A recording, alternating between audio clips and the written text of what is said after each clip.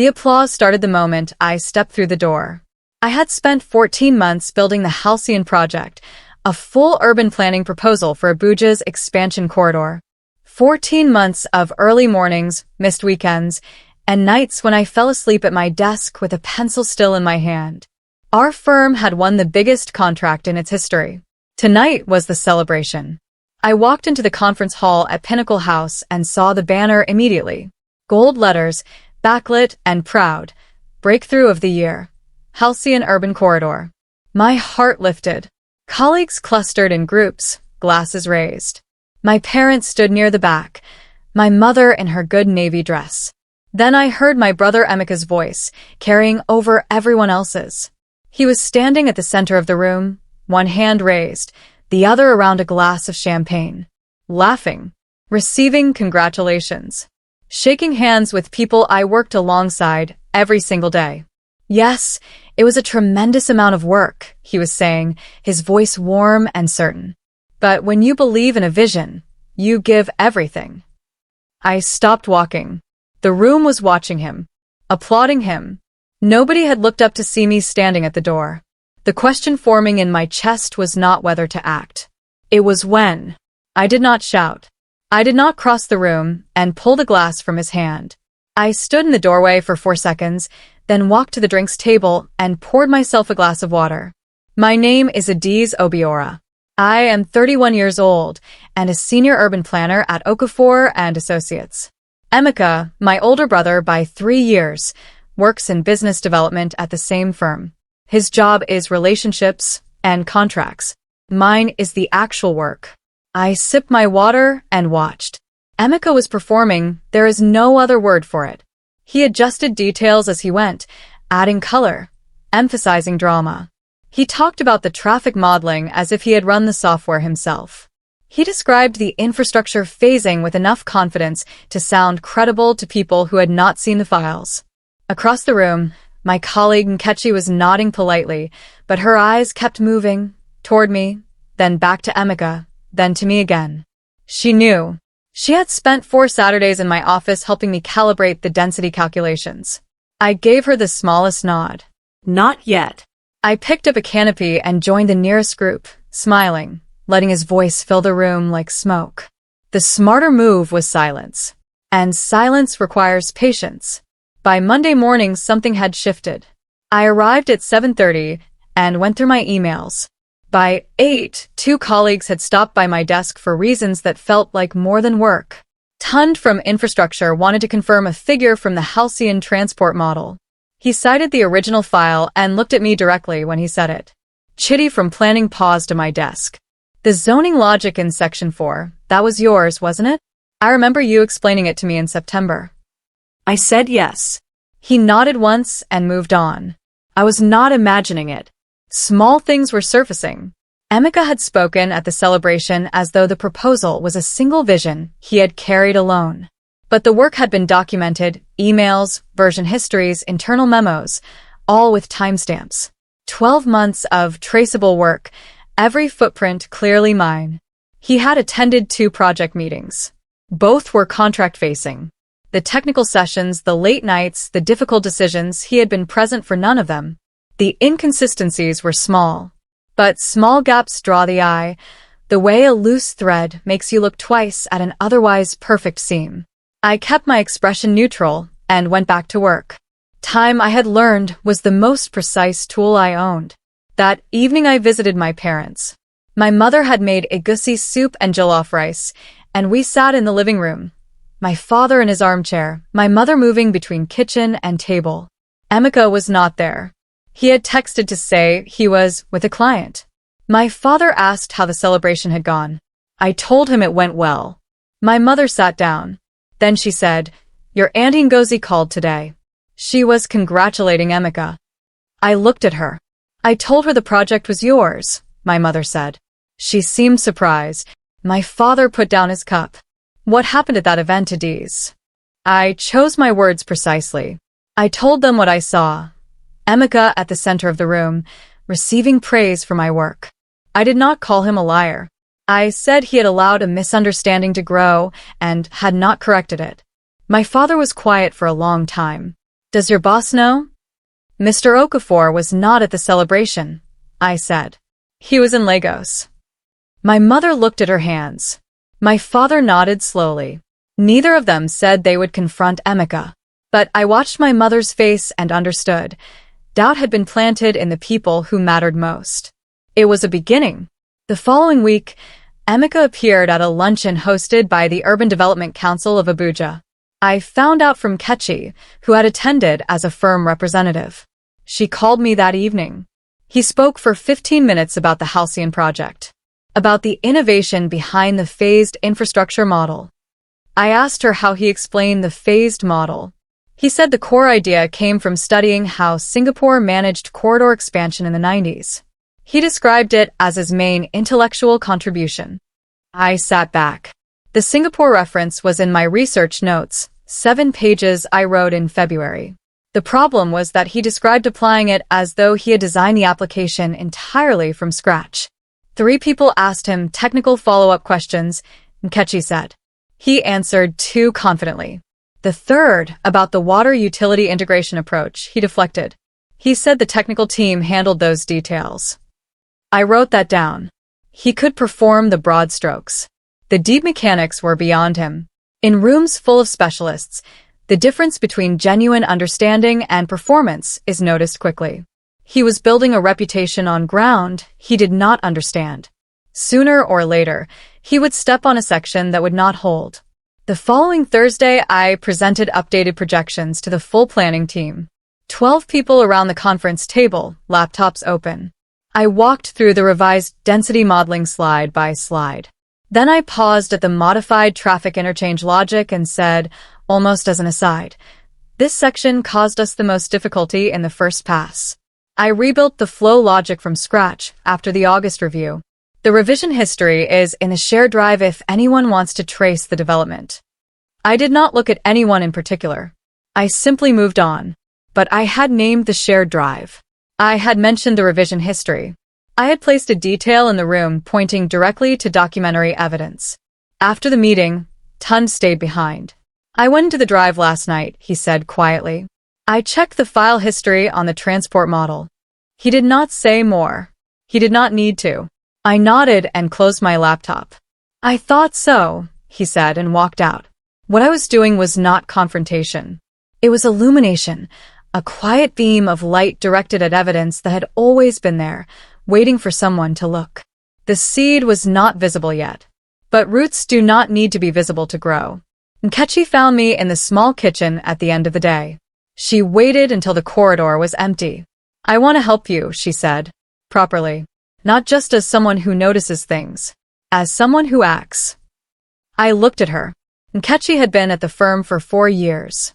She was meticulous, highly respected, and had the kind of patience that made her excellent at long-term work.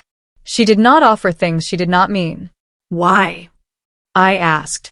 Because I was in your office at 10 o'clock on a Saturday in October when you were reworking the utility corridor section. Emeka was at a football match. I dried my hands. What I need right now is documentation. A clean, time-stamped record built from existing files. Nothing invented. Nothing that could look manufactured. Nkechi was already nodding. I know where everything is. If I ask you to wait, can you wait? She looked at me directly. I've been waiting since last Friday. I just needed you to know I was ready. I believed her without hesitation. Some people are tested by action. Others are tested by stillness. Nkechi, I knew, was strong at both. Whatever came next, I would not be building it alone. In the 3rd week of November, the firm received a follow-on request from the same government body. They wanted a feasibility study for a secondary corridor south of Abuja, similar scope, same complexity. Mr. Okafor assigned it to Emeka. I said nothing. I watched. Emeka called a kickoff meeting and presented an approach borrowed heavily from the Halcyon methodology. It looked confident. 3 days later, he had to present preliminary assumptions to the client's technical panel. I was not invited. I found out from Tund, who had attended as technical support. He collapsed at the infrastructure staging question. Tund told me the next morning. The panel chair asked him to explain the phasing sequence rationale. He started well, then got into the dependency logic, and the wheels came off. He said he needed to verify calculations with the team and would follow up. Tund paused. The panel chair wrote something down. I asked what happened after. He came back to the office, went straight to his room, and closed the door. He had taken the credit. Now the credit had issued a demand he could not pay. The difficulty with borrowing a reputation is that reputations carry expectations. Expectations become questions. Questions always find their way to the person who truly knows the answers. That weekend I worked from home, not on current projects but on the archive. I pulled every Halcyon file from the shared server and organized them by category. Initial research, methodology notes, client correspondence, drafts, revision histories. I created a clean folder structure with dates visible in every file name. I was not inventing anything. I was making visible what already existed. Every document had a creation timestamp. Every email had a sender field. The final proposal submission was logged with my credentials in the document management system. 12 months of traceable work, quiet and unambiguous. I also printed attendance records from 3 key technical workshops, sessions Emeka had not attended because they were outside his role. His name appeared nowhere in those records. I created a single PDF titled Project Attribution Summary, Halcyon Urban Corridor. 11 pages. Nothing in it was outside the firm's own files. It was simply organized, clearly, without argument or accusation. I saved it in a folder labeled for record, then put my laptop away and cooked dinner. I did not send the document to anyone. Not yet. The timing of a reveal matters as much as the content. I needed the right moment, the right room, and the right witnesses. None of those were ready yet. On the last Tuesday of November, Mr. Okafor returned from Lagos. He spent the morning in catch-up meetings. By midday, he had called a team check-in. Emeka was present and composed. He spoke briefly about the secondary corridor feasibility, describing the technical panel session as productive. He used phrases like active dialogue and engagement. Then Mr. Okafor turned to them. I want to understand the Halcyon methodology before we apply it to new work. Specifically the phased infrastructure dependency model. Who owns that conceptually? There was a pause. Emeka began to speak. That framework came out of the project process. I'm asking who built the model, Mr. Okafor said simply. Tund looked at his hands. I looked at Mr. Okafor directly. I developed the dependency model, I said. The research base is in the shared drive. I can walk you through it at any point. He looked at me for a moment, nodded once, made a note and moved on. The room had gone a different kind of quiet. Emeka did not look at me. He straightened his pen on the notepad and kept his face very still. Something had cracked open. Small but real. The gap between the person who builds a model and the person who merely presents it is the gap between a career and a performance. I did not confront Emeka, but I began making the truth accessible to people who needed to see it. I updated the Halcyon folder in the shared drive with a subfolder labeled Methodology Documentation. Inside it, I placed clean summaries of each major technical component, the transport model, the utility integration framework, the phasing dependency logic. Each document listed its author, creation date, and key decisions at each revision stage. I sent a brief firm-wide email. Methodology documentation for Halcyon now available in shared drive for teams working on related proposals. Professional, neutral, unremarkable. But anyone who opened that folder would see the full picture in 5 minutes. 3 people accessed it that afternoon. By end of week, 7 had opened the folder. Emeka accessed it on Thursday evening at 6:40. He spent 11 minutes inside it. I was home when I checked the log. I was making tea. I put my phone face down and stood at the kitchen window. He now knew exactly what I had built and exactly how clearly it was documented.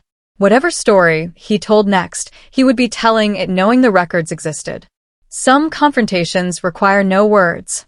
They require only evidence, made visible at precisely the right moment. The paranoia arrived quietly, but its effects were not quiet at all. By the first week of December, Emeka had begun doing something he had never done in 6 years of sharing a workplace with me. He started checking. who I spoke to, which meetings I attended, how long I stayed after hours. Nkechi noticed it first.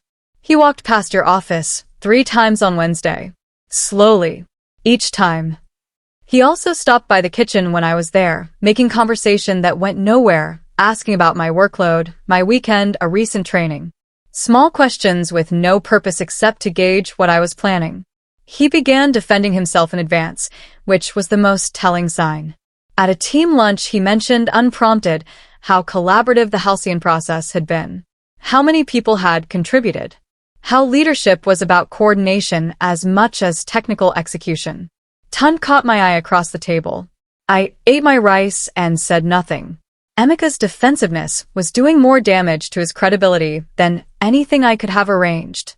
People who are not guilty do not preemptively explain why they are not guilty. His anxiety had become its own kind of evidence, visible to anyone paying attention. And by December, most of the office was paying attention. The family tension arrived in the form of a quiet Sunday afternoon. My Aunt Ngozi, who had initially called to congratulate Emeka, came to visit my parents. I happened to be there and did not leave when she arrived. Aunt Ngozi is a retired professor of architecture. She asked me, in her precise way, to explain the Halcyon project, what the central challenge had been, and how I had approached it.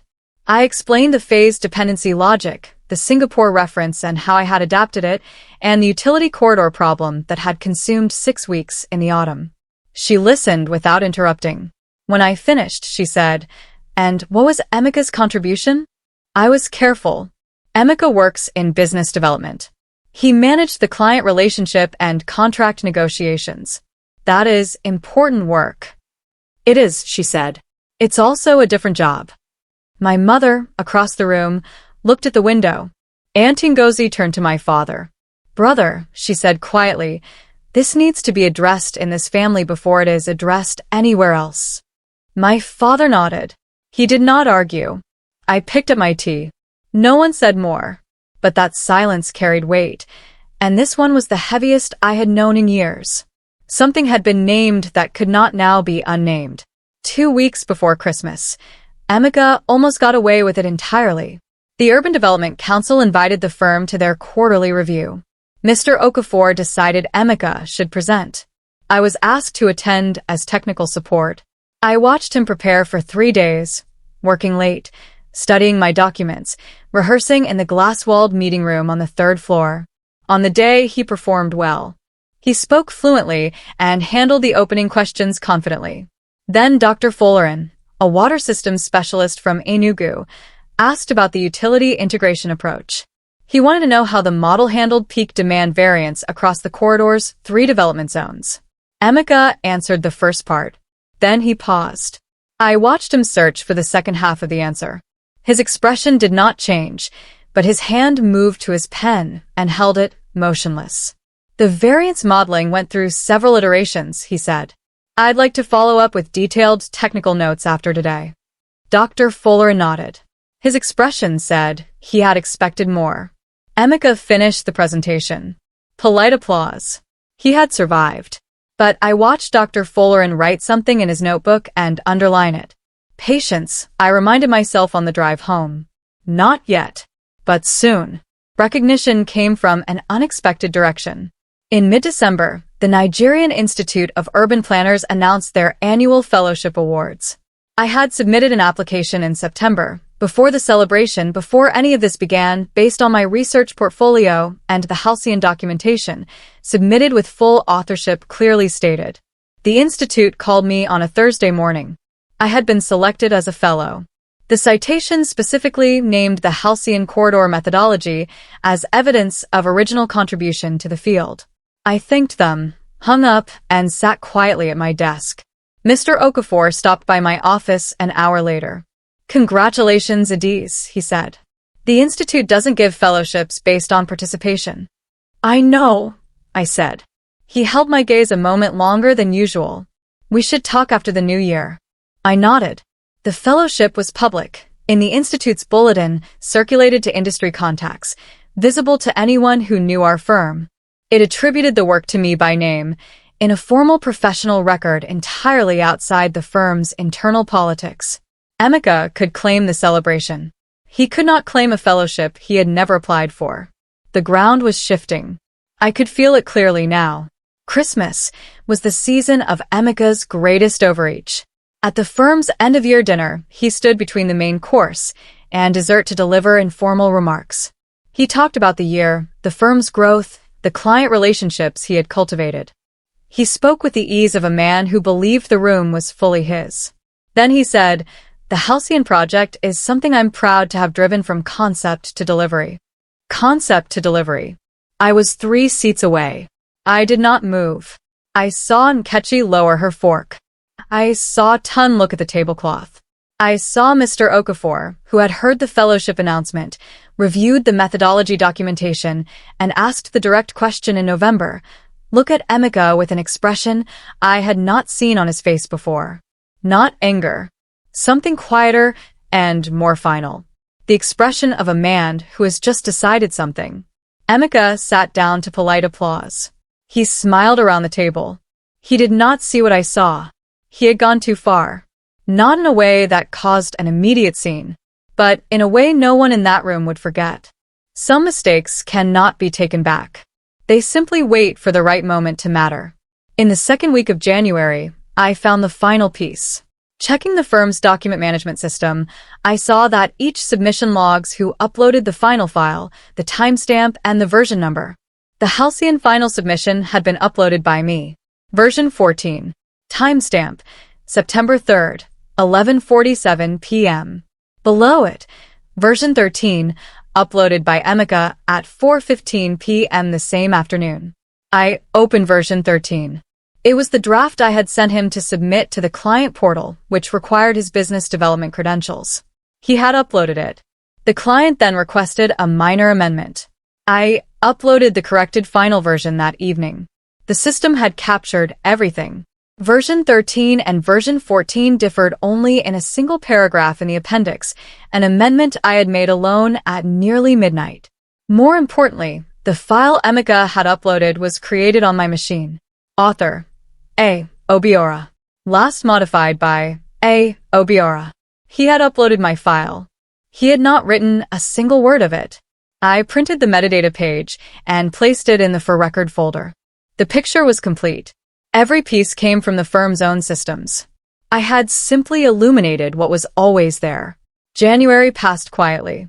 Emeka continued to perform, attending events and speaking about the firm's work with the confidence of a man who had not noticed the ground shifting steadily beneath him. I watched carefully and said nothing. What I was doing in January was preparing the presentation Mr. Okafor had requested, a formal methodology session for the full technical team. He had asked me specifically to lead it, addressing the invitation to me by name. I spent 3 weeks building it carefully, not as a performance, as a clear and thorough technical record. Every component explained from first principles. Every decision point documented. Every version of the model attributed with a name and a date. I included a section on how the Singapore corridor research had been applied. I credited the source, explained my adaptation, and described the specific problem it had solved. I showed the finished presentation to Nkechi on a Wednesday afternoon. She went through it slowly, page by page. "It doesn't say an unkind word about anyone," she said when she finished. "No," I said. She looked at me steadily. "It doesn't need to, does it?" "No," I said. "It really doesn't. The documents would do all the talking." In the last week of January, 3 colleagues came to find me separately. Chitty knocked on my door on a Monday morning and closed it behind him. He had been at the Urban Development Council luncheon in November and heard Emeka speak. He had gone home that evening and pulled the Halcyon files. I was at the July methodology meeting where you explained the phasing logic. Emeka wasn't there. When I heard him describe it as his own thinking in November, I knew. He paused. "I want to go on record, if there is a record being kept." Amara from the GIS team came on Tuesday with a printed copy of the data handover log, showing when she received requests, from whom, and what she had delivered. Every entry showed my name. On Thursday, Dr. Follerin emailed me. He had found my fellowship citation in the Institute Bulletin and wrote simply, "I suspected as much at the December session. If your firm needs independent verification of the work's origin, I am available." I had not asked any of these three to come forward. They arrived on their own, drawn by the same quiet certainty building for months. The truth, when properly documented, does not need to be announced.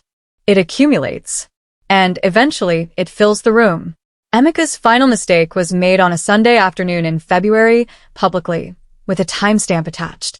He posted on LinkedIn, roughly 300 words describing the Halcyon Project as the defining achievement of his career. He wrote about the vision he had brought to the concept, the strategic framework he had developed, the intellectual challenge of solving the corridor phasing problem. He tagged the Urban Development Council, Mr. Okafor, and the firm's official page. The post received 47 likes in the first hour. One commenter wrote, "This is incredible work. The phasing model alone must have taken months." He replied, "It did. Worth every hour." I saw the post on Sunday evening. I did not comment. I took a screenshot, noted the URL, and saved it with a timestamp in the record folder. He had made the claim publicly, permanently, with his name attached, and visible to the institute that had just awarded me a fellowship citing the exact same work. I sent Nkechi a single message. "Monday morning. My office. 8 o'clock. She replied within 30 seconds. "I'll be there." The moment had arrived. Not because I had forced it, because he had handed it to me. That same Sunday evening, my mother called. She had seen the LinkedIn post. Someone had sent it to her. She read it aloud over the phone, her voice flat and careful. When she finished, there was a silence. "Adiz," she said. "I know, Mama. He has done this publicly. It is no longer just something that happened at your firm. It is on the internet." "I know." Then my father's voice came from the background, asking who she was speaking to. She told him. He asked her to put the phone on speaker. "Adiz," my father said. "Yes, Papa." "How long have you been preparing?" "Since November," I said. He was quiet for a moment. "And you told no one in this family?" I didn't want it to become a family argument before it became a professional record. An argument can be dismissed. A record cannot. I heard him breathe slowly. "You are your mother's daughter," he said, "the highest form of praise in our family." My mother told me she had called Auntie Ngozi after seeing the post, and that Auntie Ngozi had said simply, "Good." There were no more doubts in my family. In the morning, there would be no more waiting. On Monday morning at 8 o'clock, Nkechi was already at my door. We spent 2 hours together. I walked her through the complete record, methodology documentation, file metadata showing authorship, workshop attendance logs, the fellowship citation, Dr. Fulleran's email, statements from Chitty and Amara, and the LinkedIn post with its timestamp. Nkechi went through every item carefully. She asked 3 questions, the right questions, the kind a rigorous person asks to confirm a case is sound rather than find reasons to doubt it. Then she sat back. "This is complete." I nodded. "The presentation is Thursday. Full technical team and Mr. Okafor." "Yes," I said. "Present it the way you built it, as a professional record, not an accusation. Let the documents speak." "That is exactly how I intend to present it." She looked at me. "Are you nervous?" I considered the question honestly. "I'm precise," I said, "which is better than calm." She almost smiled. "When Emeka realizes what is happening, he'll realize before I reach the second slide. The question is what he does with that realization." "He'll have no moves left," she said. "No," I said. "He won't." For the first time in months, what I felt was not waiting. It was arrival. Thursday came with a clear sky and cool Harmattan air. The conference room was full by 9. Mr. Okafor at the head of the table, Emeka 3 seats to his left. Tund, Chitty, Nkechi, Amara, and 6 others from the technical and development teams arranged around the room. I stood and began. I did not open with confrontation. I opened the way I opened every technical presentation, project context, problem statement, scope of work. Clean, clear, professional. Then I moved to the methodology. I walked through every component of the Halcyon approach from the ground up, referencing documentation as I went, specific files, specific dates, specific decisions, and who had made them. I spoke in the first person throughout. Not aggressively. Simply accurately. At slide 8, the Singapore corridor research, I said, this adaptation took 6 weeks to develop. The version history shows the model going through 4 iterations before we reached the final dependency structure. I advanced to slide 9, the file metadata. Author, A. Obiora. Created, August 14th. Last modified, September 3rd, 11:47 p.m. I did not comment on it. I moved on. From the edge of my vision, I watched Emeka go very still. His pen was flat on the table. He was not taking notes. The room was completely quiet. Mr. Okafor asked the first question. Adiz, he said, voice measured, the phase dependency model. Is the version Emeka presented at the Urban Development Council in December the same version documented here? I said yes. He nodded. He turned to Emeka. Emeka. Everyone at the table was still. Emeka looked at Mr. Okafor, then at the screen, then at the table in front of him. I need to be honest, he said. His voice was quiet, stripped of its usual ease. I presented Adiz's work as my own. At the celebration, at the council luncheon, at the firm's dinner, and on LinkedIn this past weekend. A silence settled over the room I had never heard before in that building. Tun was not looking at him. Chitty was looking at the window. Amara had her hands flat on the table. I told myself I was representing the firm's work, Emeka said. But I knew whose work it was. I have always known. When Mr. Okafor spoke, his voice was not raised, which made it heavier. The fellowship attribution is already published. The records are clear. What happens next follows a formal process. He looked around the table. What you witnessed today goes into the file. He closed his notepad. Adiz. Thank you for this presentation. Thank you, sir, I said. Emeka resigned from Okafor and Associates in February. His career would continue, his client relationships were his own. My intention had never been his destruction. It had been the record, permanent and unambiguous, carrying my name. Both of those things were now true. Mr. Okafor offered me the senior project lead position for all forthcoming corridor expansion work. We discussed it over a quiet lunch. He said he owed me an apology for the time it had taken him to see clearly. I told him I appreciated that. My parents came to the firm's first quarterly review. They sat in the back row and said nothing. Afterward, my mother took my hand and held it for a moment. My father nodded the way he nodded at things he considered settled. Auntie Ngozi published a short piece in an industry journal about women in urban planning. She did not name me. She described a planner whose work would house 50,000 people and called it a story about trusting the record. I read it on a Thursday morning at my desk. Harmattan light through the window, the Abuja skyline in the distance, a skyline that in 3 years would look different because of something I built. I saved the article. I closed my laptop. I went back to work.